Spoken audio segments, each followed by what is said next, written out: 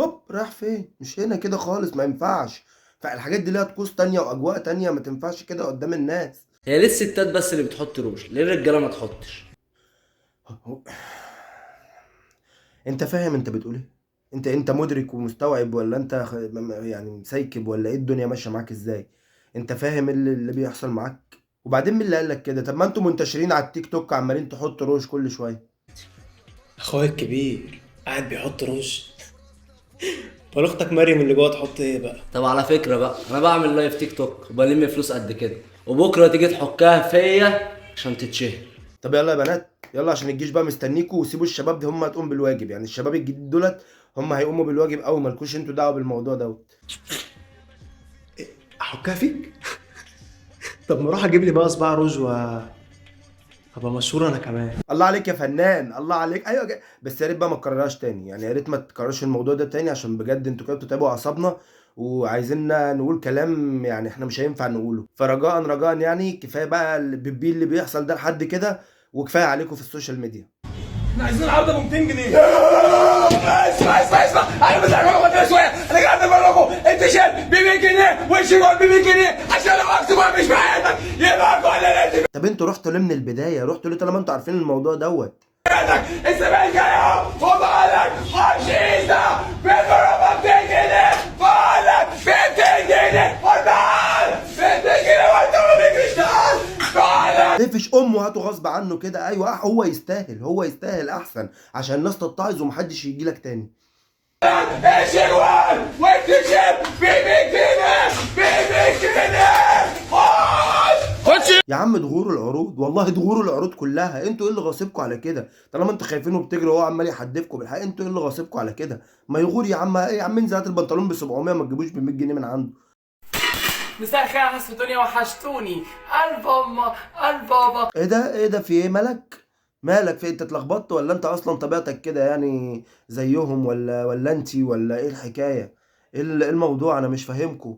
انتوا ظهرتوا جديد، انتشرتوا قوي، وبقيتوا حاجه تالته كده، محدش فاهمكم خالص. يلا بينا اختي توير، هنفتح دلوقتي ونعملهم احلى شويه قطايف بالعجينه بتاعتي انا. يلا اختي توير، ما تنسيش اكسبلور وكومنت، وما تنسيش تصلي على سيدنا النبي وصلي على رسول الله.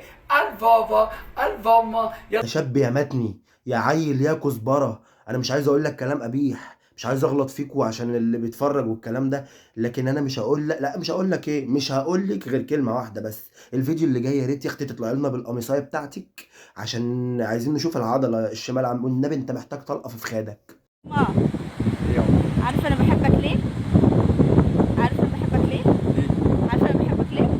ما تقولي حضرتك، قولي على طول، مش لازم 3 ساعات اسئله بعد كده في الاخر خالص انت مش عارف تنكدي عليه. اتفضلي اتفضلي، احنا سامعينك.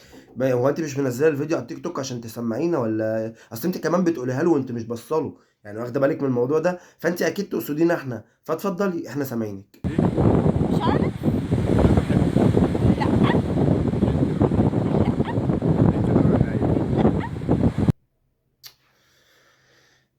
مين اللي مفهمكم ان الدلع كده؟ بامانه الله، بامانه الله والله العظيم انا هبص، هفضي فيه آلي همسكه هخرمه.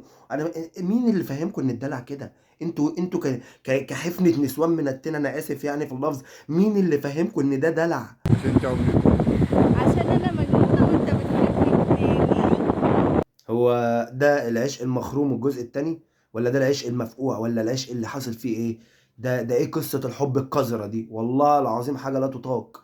ده انتوا نفسكوا جميلة، انتوا نفسكوا حلوة قوي ان انتوا واصلين للمرحلة دي ولسه صامدين وفي السن ده كمان. ربنا يكون في عونكم.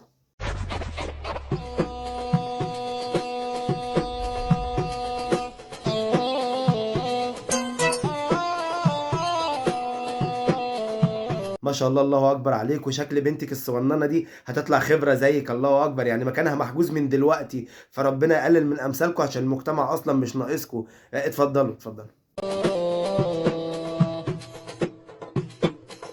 اصحى اصلك هرتك وش واللي عندك يلا هاتيه واللي عندك يلا هاتيه اذا ما طلعش العب يا شوشه البت اللي تربي فيه.